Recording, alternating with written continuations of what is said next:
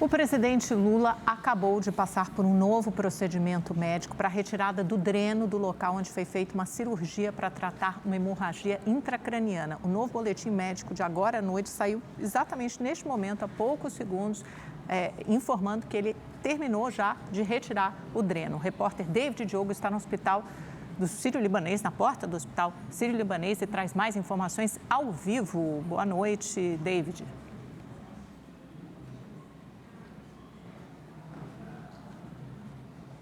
Boa noite, Amanda, Augusto e a todos que nos acompanham. Pois é, Amanda, essa retirada do dreno acontece após o presidente passar por uma embolização da artéria meníngea, né? Um nome bem científico, feita na manhã de hoje. Esse procedimento, né, foi feito aí na manhã de hoje pela equipe médica. Essa é a terceira intervenção médica, né, feita aqui no Sírio-Libanês, na qual Lula está internado desde segunda-feira devido a uma hemorragia intracraniana decorrente de uma queda em que o presidente sofreu em outubro. Antes, ele havia feito uma cirurgia para drenar um hematoma na cabeça. Inclusive, esse boletim médico, como você bem falou, foi divulgado agora há pouco. Vamos entender um pouco sobre esse procedimento ao qual Lula foi submetido na manhã de hoje, na reportagem de Felipe Brusco. O novo procedimento começou por volta das 7h30 da manhã e durou 1 hora. A embolização é feita a partir de uma punção na virilha, onde um catéter é introduzido e deslocado por um vaso sanguíneo até chegar à região da cabeça, no caso, a artéria meníngea média, na parte inferior do crânio, fora do cérebro. Lá é introduzido um líquido para bloquear o fluxo sanguíneo na região e evitar novos sangramentos.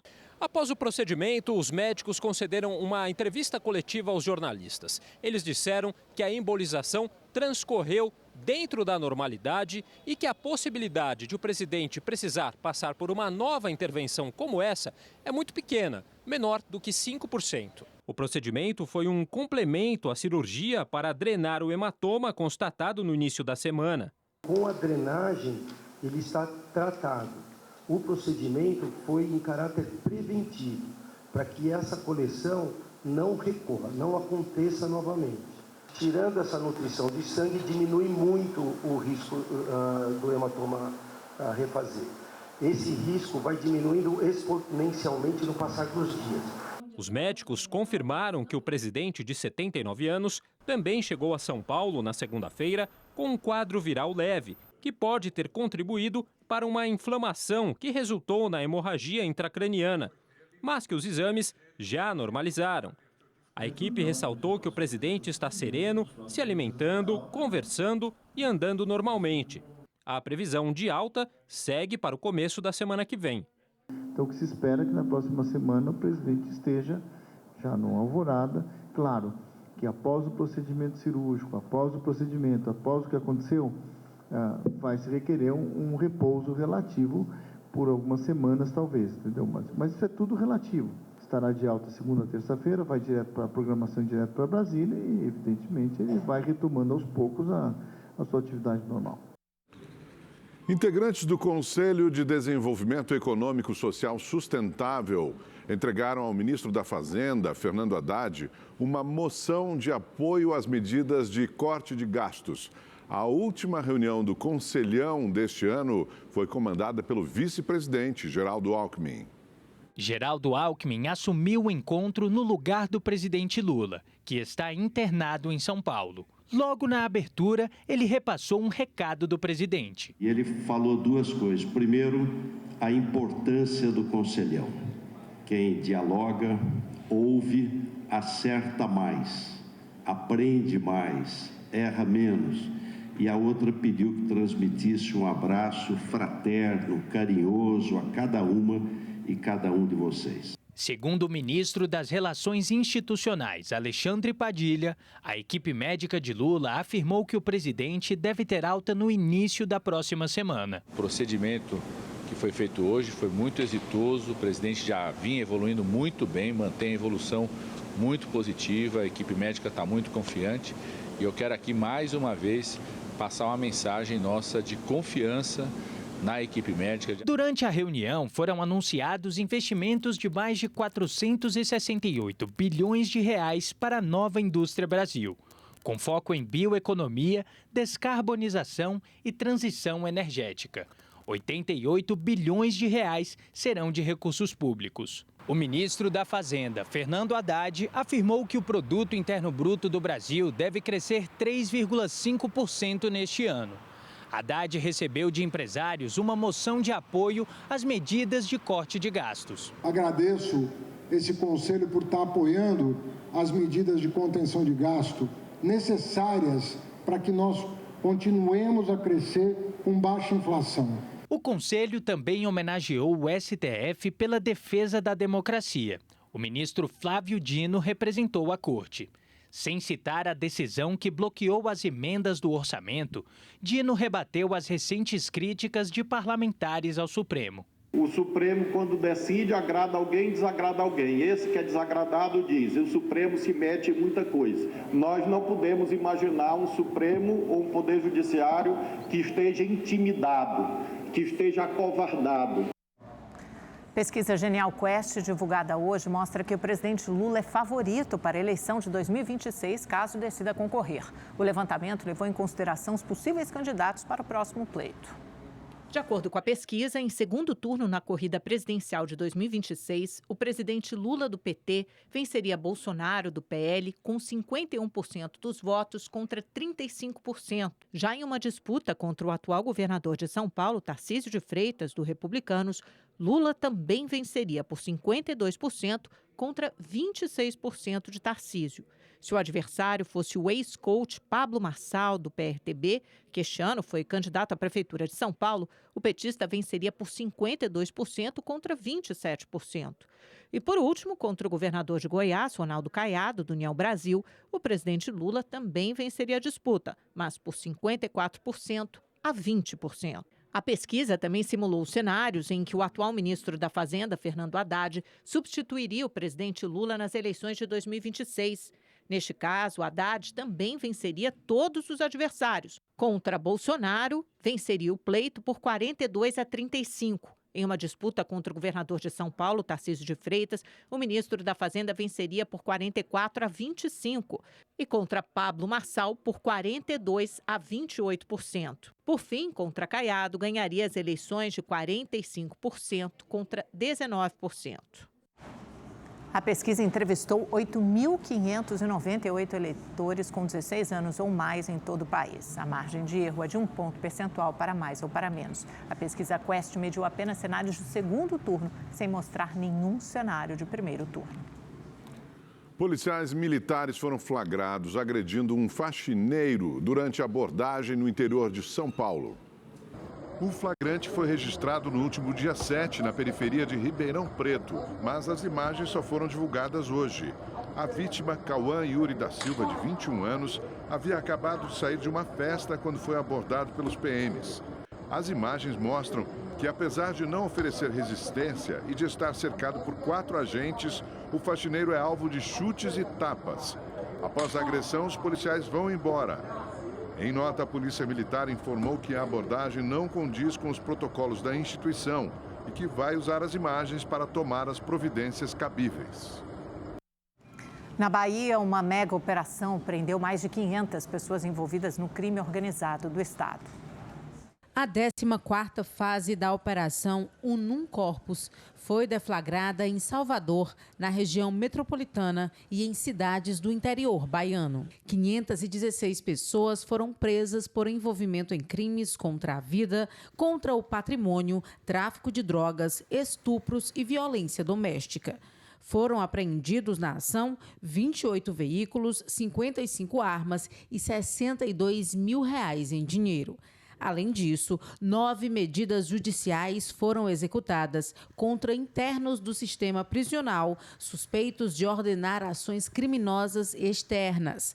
Segundo a polícia, a operação é fundamental para combater o crime organizado no estado. Policiais civis de São Paulo foram alvos de operação da Polícia Federal e do Ministério Público contra rifas ilegais promovidas por meio de redes sociais. foram cumpridos 2 mandados de prisão preventiva e 6 de busca e apreensão na capital, ABC Paulista e Vale do Paraíba. Os agentes são suspeitos de cobrar propina de influenciadores para não concluírem investigações sobre a exploração de jogos de azar. Na casa de um dos acusados, os policiais encontraram joias e relógios de luxo provenientes do crime. A ação de hoje é a segunda parte da operação, que teve início em março deste ano. Um homem denunciou à polícia de Goiás que foi acorrentado e torturado pelo patrão após um suposto furto na fazenda onde trabalhava no interior do estado. Segundo a vítima, foram mais de 5 horas pendurado numa viga de sustentação do telhado de um casebre nos fundos da fazenda. Período em que ele alega ter sido torturado. No cativeiro, apenas um colchão, uma garrafa d'água e um pedaço de bolo. Aí esse ferro tava ali fora. Aí eu bati com o ferro até o cadeado coisar e depois eu peguei esse prego aqui, ó. Pela minha sorte tinha esse prego. Aí eu enfiei no cadeado e trouxe assim com toda a força, aí o cadeado trouxeu e quebrou. Aí foi na hora que eu peguei e saí. Após a fuga, o funcionário andou mais de 14 quilômetros com as mãos e os pés acorrentados até o hospital em Guaraíta, na região central de Goiás, onde foi socorrido e a polícia acionada. Em depoimento, o rapaz contou que o patrão ficou enfurecido por não encontrar o celular e o acusou de roubo. De acordo com a vítima, após a sessão de tortura que incluiu choques e espancamento, o patrão o deixou no escuro, pendurado na viga e que prometeu voltar no dia seguinte para matá-lo caso o celular não fosse encontrado. A polícia tentou localizar o agressor nas 3 propriedades em nome dele no município de Itaberaí, mas não foi encontrado. Se as denúncias forem comprovadas, ele pode responder por tortura, sequestro e cárcere privado. Terminou o julgamento do caso Ian em Belo Horizonte. O pai e a madrasta foram condenados pelo assassinato da criança de 2 anos. O júri considerou que a madrasta Bruna Cristine dos Santos foi a responsável pelo golpe na cabeça, que provocou a morte de Ian Almeida Rocha, de 2 anos. Ela foi sentenciada a 35 anos de prisão, em regime fechado. O pai, Márcio da Rocha de Souza, recebeu uma pena de 26 anos e 8 meses. Ele não estava em casa no momento do crime, mas já tinha histórico de outras agressões contra o filho e demorou a prestar socorro. As defesas de Bruna e Márcio disseram que vão recorrer. Os 2 estão presos desde janeiro do ano passado, quando ocorreu o crime. A mãe de Ian, que já tinha registrado na polícia as agressões sofridas pelo filho, comentou a condenação. Essa decisão não vai trazer meu filho de volta, que era o que eu mais queria, não queria estar passando por nada disso, preferia muito meu filho aqui do meu lado. Agora eu estou bem mais aliviada, coração mais tranquilo, sei que meu filho vai descansar em paz, sabendo que nenhum dos 2 saíram impunes. Olinda é o 2º município de Pernambuco a proibir o uso e a comercialização de armas de gel. Desde o final do mês passado, mais 60 pessoas já ficaram feridas pelo uso do equipamento no estado. Mais de 150 incidentes envolvendo as guerras de armas de gel foram registrados em Olinda. A brincadeira, que tem preocupado especialistas, já causou inclusive lesões nos olhos. Caso o paciente tenha um trauma ocular importante com uma dessas balas, um desses projéteis, é importante que esse olho seja examinado, mesmo que não tenha sintomas de baixa de visão iminente ou inflamação.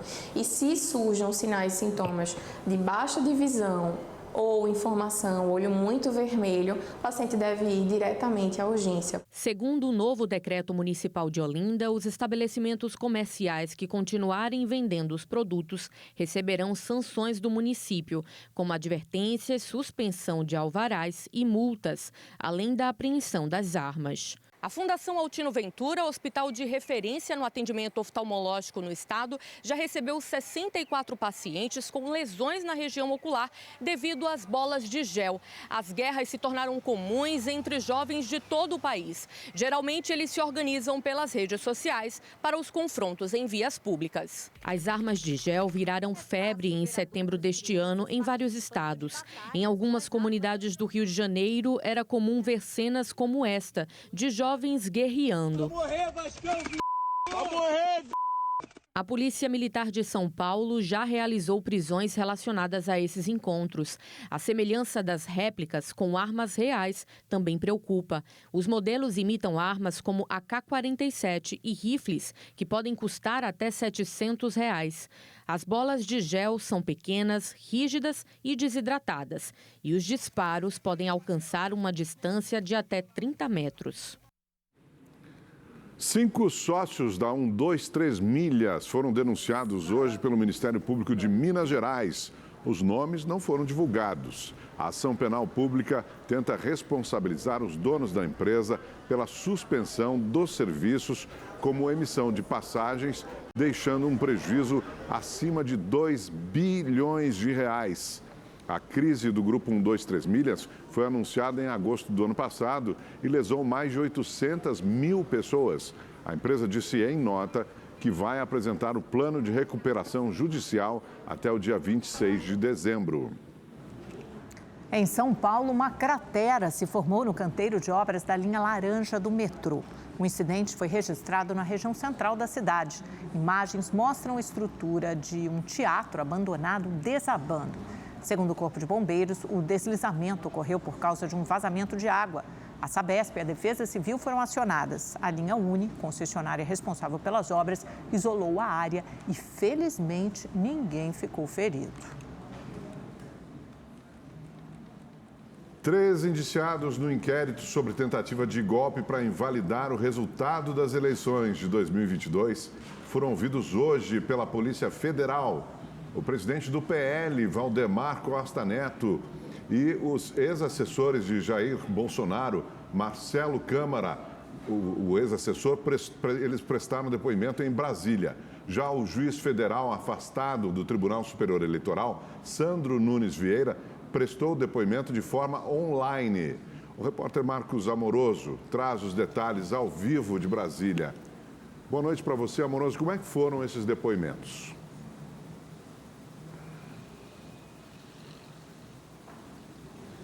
Olha só, Augusto, boa noite a você, Amanda e a todos que nos assistem. Valdemar Costa Neto chegou aqui por volta ali das 2 da tarde e o depoimento dele durou cerca de 1h30. E aí, na hora da saída, ele preferiu não falar com a imprensa. Como você já disse, Valdemar, ele é presidente do PL, o partido do ex-presidente Jair Bolsonaro, que também é investigado neste inquérito. Outro que prestou depoimento aqui foi o ex-assessor do Bolsonaro e coronel da reserva, Marcelo Câmara.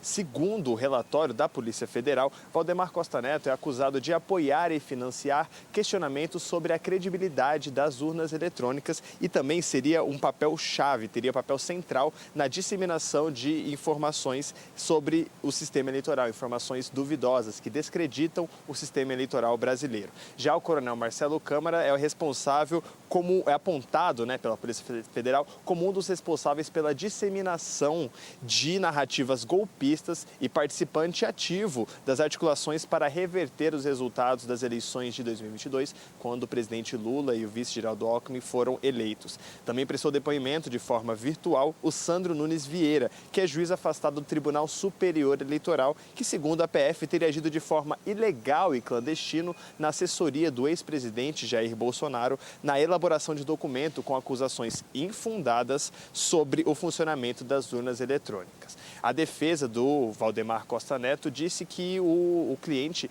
respondeu todas as questões, mas não quis detalhar o que foi conversado. Já o advogado do coronel aposentado Marcelo Câmara afirmou que o depoimento foi tranquilo e que ele é uma testemunha-chave nesse inquérito. Já a defesa de Sandro não se manifestou até o momento. Volto com vocês no estúdio. Gravíssimo esse capítulo, né, Marcos Amoroso? Afinal de contas, estamos falando do PL, que é a maior bancada da Câmara dos Deputados, salvo engano, a segunda maior do Senado, todos eleitos pelas urnas eletrônicas, mas que atuaram para descredibilizar e desacreditar as urnas eletrônicas. Obrigada, querida. Uma investigação da Polícia Federal revelou que indiciados pela tentativa de golpe de Estado compartilharam fotos do ministro do Supremo Tribunal Federal, Gilmar Mendes. Para a PF, o envio das imagens é um indício de que o ministro estaria sendo monitorado. A foto de Gilmar Mendes foi tirada no aeroporto de Lisboa, em Portugal, no dia 20 de novembro de 2022 e compartilhada pelo coronel da reserva Reginaldo Vieira de Abreu, indiciado nesta quarta-feira por participação em uma trama golpista. Em depoimento à Polícia Federal, ele optou por exercer o direito ao silêncio. Quem recebeu a imagem foi o general Mário Fernandes, também investigado pelo plano de golpe de Estado. No momento da fotografia, Abreu e o ministro do STF estavam esperando para embarcar no mesmo voo com destino a Brasília. O envio da imagem reafirma as conclusões do relatório da Polícia Federal de que o integrante do Supremo estava sendo monitorado pelo grupo golpista, que, inclusive, já havia elaborado uma minuta com medidas que previam a prisão de Gilmar Mendes, do ministro Alexandre de Moraes, também do STF, e do presidente do Senado, Rodrigo Pacheco. A foto teria sido tirada no período em que os investigados tinham estruturado a primeira versão do documento que detalhava o golpe de Estado. O documento ainda aponta que Mário Fernandes enviou um áudio para Reginaldo de Abreu, que estava em Portugal, desejando boa sorte na missão. A mensagem foi enviada no dia 17 de novembro de 2022, 3 dias antes da data em que a foto de Gilmar Mendes no aeroporto foi tirada. A tramitação do inquérito já levou ao indiciamento de dezenas de pessoas. O Supremo Tribunal Federal já tem um placar de 3-0 para condenar o ex-deputado Roberto Jefferson a 9 anos, 1 mês e 5 dias de prisão pelos crimes de atentado ao exercício dos poderes, calúnia, homofobia e incitação ao crime. O voto do relator Alexandre de Moraes foi acompanhado até agora pelos ministros Flávio Dino e Luiz Roberto Barroso. Moraes também propôs o pagamento de R$200 mil em danos morais coletivos. Jefferson foi denunciado pela Procuradoria-Geral da República e é acusado de incentivar a população a invadir o Senado Federal e a explodir o prédio do Tribunal Superior Eleitoral. O julgamento, que ocorre no plenário virtual, está programado para durar até sexta-feira. O Senado aprovou hoje o projeto que regulamenta a reforma tributária. O texto, que sofreu modificações, volta para nova votação na Câmara dos Deputados. A primeira regulamentação da reforma tributária, que já foi aprovada pela Câmara dos Deputados, detalha regras para a cobrança dos 3 novos tributos sobre o consumo: o IBS, Imposto sobre Bens e Serviços, a CBS, Contribuição sobre Bens e Serviços, e o IS, Imposto Seletivo, também conhecido como Imposto do Pecado. O relator da matéria, senador Eduardo Braga, do MDB do Amazonas, propôs alterações no texto que veio da Câmara. Entre elas, cobrar o imposto seletivo sobre todos os tipos de apostas, desconto na tributação de operações imobiliárias, a inclusão dos serviços de telefonia e internet no cashback, que é a devolução de parte do tributo cobrado para famílias de baixa renda, e a criação de uma trava para barrar o aumento de carga tributária. Eduardo Braga também sugeriu a cobrança do imposto seletivo sobre armas e munições, mas a proposta foi rejeitada pela Comissão de Constituição e Justiça, que também retirou os refrigerantes da lista de produtos que vão pagar um imposto maior. Como qualquer obra humana, primeiro, não é perfeita. Tenho certeza disso. No entanto, quero dizer e posso assegurar que é o melhor texto que conseguimos construir com todo o esforço e com todo o trabalho e dedicação. E mais, esta não é a reforma definitiva.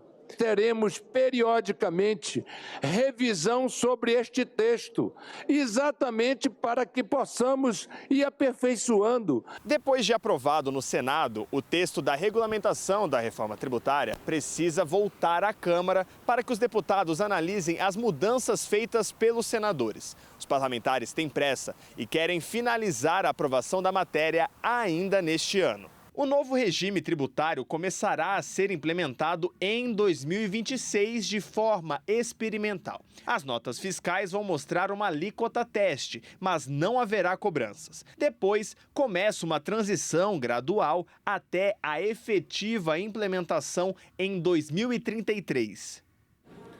O O presidente Lula sancionou a lei que regulamenta o mercado de carbono no Brasil. O texto, aprovado em novembro pelo Congresso Nacional e sancionado sem vetos, foi publicado hoje no Diário Oficial da União. A medida institui um sistema de bonificação para empresas ou estados que reduzirem a emissão de gás carbônico na atmosfera. Na prática, quem deixar de emitir vai ganhar créditos de carbono, que poderão ser comprados por empresas que emitirem acima do teto estabelecido. O IBGE divulgou hoje o resultado do Censo 2022 sobre as características dos domicílios brasileiros. Pois é, 1 em cada 5 brasileiros vive de aluguel. Esta é a maior taxa em 42 anos. O censo revelou também que quase 73% da população brasileira tem residência própria. Bruna é mãe solo e há 3 anos mora com um filho pequeno em um apartamento alugado em Belo Horizonte. Quando a gente precisa de imediato, o aluguel ele resolve muito a nossa situação. E aí, durante esse período, a gente vai se organizando e se preparando para poder comprar uma casa própria. Após a separação, ela chegou a morar de favor com a mãe por 4 meses. Agora, se adaptou à nova moradia e renovou o contrato de aluguel até 2026. De acordo com o IBGE, o número de pessoas que moram de aluguel aumentou nas últimas décadas e chegou a 21% em 2022, 1 em cada 5 brasileiros. Em 2000, a taxa era de 12% e em 2010, 16%. Em imóveis com um adulto e pelo menos uma criança, a proporção de pessoas pagando aluguel é ainda maior, quase 36%.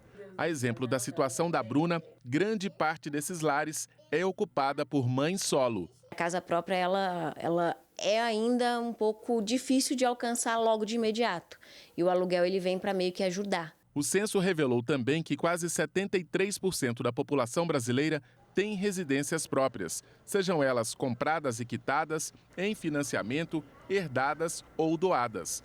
A proporção é um pouco menor que a registrada no ano 2000, quando 76% das pessoas moravam em imóveis próprios. Essas informações do censo, elas compõem uma fotografia que revela quem somos, mas também o ponto de partida para a proposição de políticas públicas eficazes e potentes para a transformação da realidade. A qualidade dos imóveis melhorou. 87% da população vive em domicílios com paredes externas de alvenaria com revestimento ou taipa com revestimento. Um aumento de 8 pontos percentuais em relação a 2010. Metade da população mora em residências com pelo menos 6 cômodos e quase 30% em 5 cômodos. No ano 2000, pouco mais de 30% das pessoas tinham máquina de lavar roupa em casa. A porcentagem passou para 47% em 2010 e 68% em 2022. Já o acesso à internet é uma realidade para quase 90% da população. O aeroporto de Congonhas, em São Paulo, iniciou oficialmente obras de ampliação e modernização. Durante a manutenção, o terminal seguirá operando normalmente, mas vai reduzir o número de voos de 44 para 40 por hora. Entre as principais melhorias previstas no projeto, um terminal de passageiros com mais de 100 mil metros quadrados, o dobro do tamanho atual. Congonhas também vai poder receber aeronaves com maior capacidade. A previsão de conclusão da obra é junho de 2028.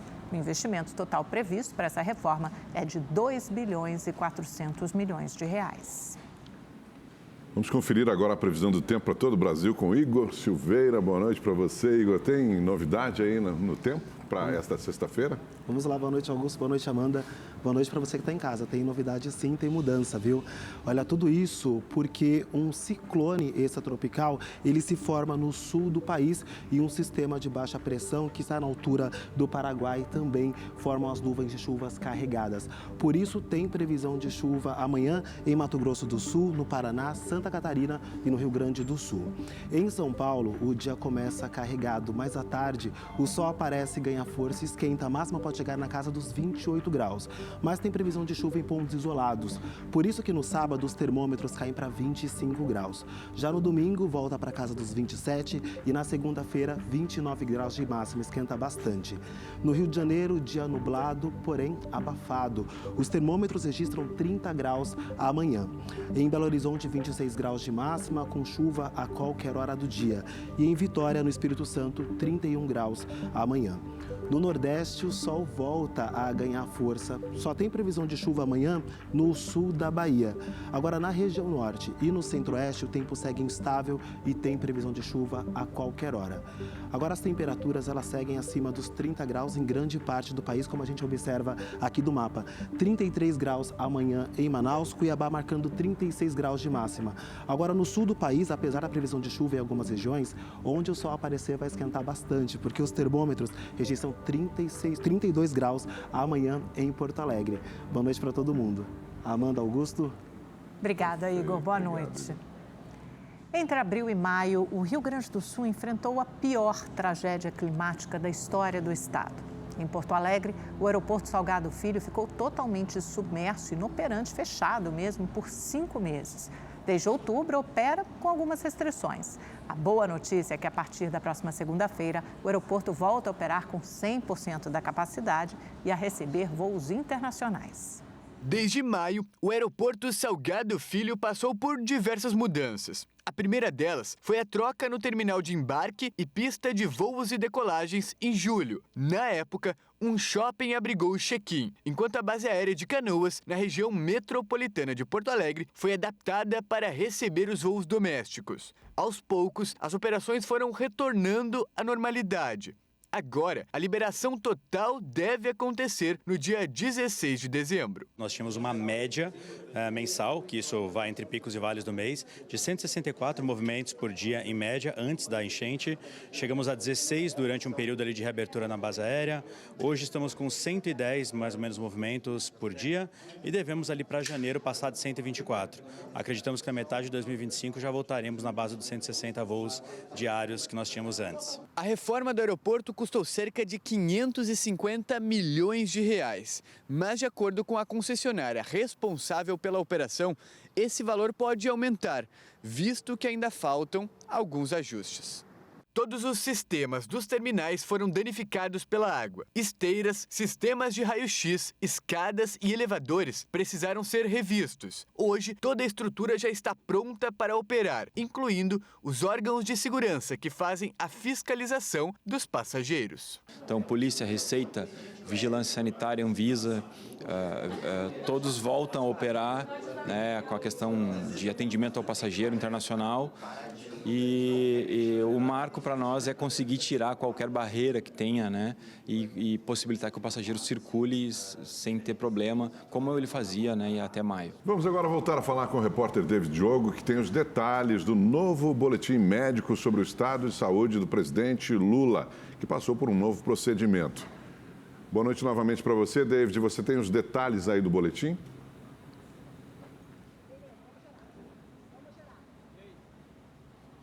Exatamente, Augusto. Boa noite novamente para você e a todos que nos acompanham. Segundo o boletim médico, a retirada do dreno intracraniano que foi feita agora à noite não teve intercorrências. Segundo ainda o texto, o presidente está lúcido e orientado, conversando normalmente. O texto segue ainda falando que ele recebeu visitas de familiares e se alimentou muito bem, mas vai continuar internado aqui sob acompanhamento da equipe médica. Lembrando que Lula tem uma previsão de alta para a próxima semana, podendo retornar para Brasília. Essa é a terceira intervenção médica feita em Lula desde que chegou aqui segunda-feira, ficou internado por causa de uma decorrência intracraniana, Foi uma hemorragia intracraniana que o presidente sofreu decorrente aí de uma queda que ele sofreu em outubro. Amanda. Muito obrigada, David. No programa É Notícia desta noite, eu converso com um cientista político e professor da Fundação Getúlio Vargas de São Paulo, Eduardo Grim. Durante a entrevista, Grim afirmou que o governador de São Paulo, Tarcísio de Freitas, não é um político moderado. Muita gente faz crítica, fala que não existe bolsonarismo light. Quando o senhor fala em direita moderada, o senhor enxerga o Tarcísio de Freitas como essa direita moderada? Não, o Tarcísio de Freitas não é. Alguém que autoriza o seu secretário de segurança a fazer essa chacina que a polícia tem feito não pode ser considerado um político moderado. Na verdade, o Tarcísio de Freitas é um representante do bolsonarismo. O É Notícia vai ao ar hoje às 11h45 da noite. Não perca. Olha, o Ministério da Saúde anunciou hoje o esquema de vacinação contra a Covid para o ano que vem. Para gestantes e idosos, a vacina vai virar rotina. Grávidas serão imunizadas com uma dose a cada gestação e pessoas maiores de 60 anos a cada 6 meses. Os demais grupos prioritários deverão receber uma dose a cada ano, exceto os imunocomprometidos, que devem continuar sendo vacinados a cada 6 meses. A ministra da pasta, Nízia Trindade, afirmou nesta quinta que a Covid-19 ainda é um grande desafio. O que nós estamos fazendo é não só intensificando a campanha de vacinação, os esclarecimentos, trabalhando junto às escolas, porque nessa vacina em especial nós tivemos o maior impacto das fake news e a vacinação não chegou ao patamar que nós precisamos. Nossas crianças têm que estar protegidas e aquelas pessoas com recomendação de reforço, aqueles grupos dos idosos, pessoas com comorbidade, profissionais de saúde, todos que nós recomendamos o reforço, e essa recomendação é feita dentro do calendário do Ministério da Saúde, divulgado, precisam fazer. O plenário da Câmara dos Deputados aprovou o projeto de lei que cria um cadastro nacional de informações com fotos de condenados por crimes sexuais contra crianças e adolescentes, incluindo estupro de vulnerável, corrupção de menores, exploração sexual e delitos em meios digitais. A organização do banco de dados ficará sob responsabilidade do Conselho Nacional de Justiça. Também foi aprovada uma emenda que prevê a castração química para quem cometer o crime de pedofilia. O texto segue para análise do Senado Federal. Em meio às preparações para o Natal e Ano Novo, a organização do Carnaval já está a todo vapor no Rio de Janeiro. Hoje o governo anunciou que vai investir 40 milhões de reais nos desfiles. A Marquês de Sapucaí já começa a receber os primeiros ajustes para os desfiles. A carta de apoio à Liga Independente das Escolas de Samba foi assinada. Os recursos vão custear a operação do sambódromo, como iluminação e sonorização. A sinalização ao redor da avenida também receberá melhorias. O aporte será feito em 2 parcelas. Uma ainda neste ano e outra mais perto do Carnaval. A verba, que antes era repassada por meio da Lei de Incentivo à Cultura, será agora paga diretamente pelo governo. A gente tira de uma vez por todas as escolas do amadorismo administrativo para uma previsibilidade que dá a gente uma oportunidade do trabalho verdadeiramente profissional. A gente dá um passo muito importante na relação Estado-Carnaval, Poder Público-Carnaval, que a gente nunca teve antes. Segundo Castro, é o maior investimento da história do governo do estado. O valor será destinado para os desfiles das escolas de samba do Grupo Especial, que passarão de 2 para 3 dias no próximo Carnaval. A gente entende que com previsibilidade as escolas conseguem não só se planejar de fato com a entrada que elas realmente terão para o ciclo de Carnaval, mas também elas conseguem comprar melhor, elas conseguem destinar esses recursos de uma forma mais importante para o Carnaval. Em Belo Horizonte, a magia do Natal garantiu de forma antecipada a felicidade de 4 crianças que pediram ao bom velhinho a realização de um sonho. A repórter Patrícia Contaldi acompanhou esse momento mágico na vida dos pequenos.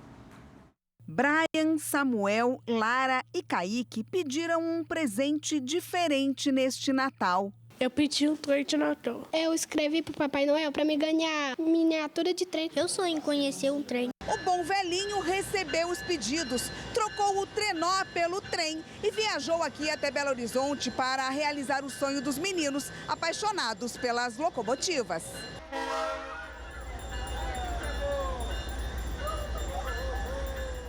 Fiquei impressionado com o tanto de botão que tem. Achei muito legal o Dutch Train. E por sinal... Aí solta. Tempo inteiro vendo o trem, ouvindo o barulho do trem. Ele queria chegar aqui, a experiência dele era buzinar.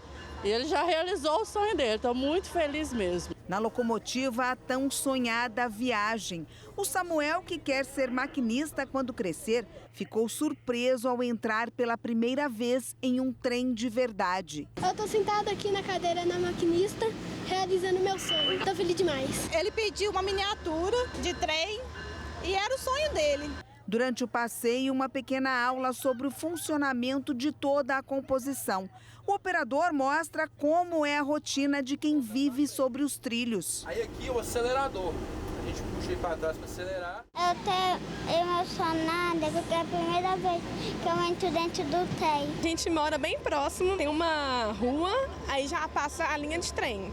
Toda vez que o trem vai passar, ela já corre lá na beirada e filma. Ela dava tchau pro maquinista e ele buzinava para ela, ela ficava doida. Esse é o único trem diário de passageiros do Brasil e realiza o trajeto entre Belo Horizonte e Vitória, no Espírito Santo. Inaugurado há 120 anos, transporta atualmente cerca de 700 mil pessoas por ano. Em dezembro, a viagem fica ainda mais mágica, com a decoração especial que encanta os moradores por onde passa.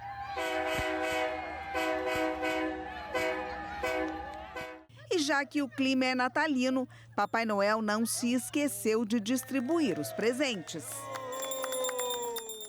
Um Natal com lembranças que vão ficar registradas na memória desses pequenos. Feliz Natal! Legal. O Rede TV News desta quinta-feira fica por aqui. Obrigado por sua companhia. Uma ótima noite para você. Boa noite, nos vemos amanhã. Até lá.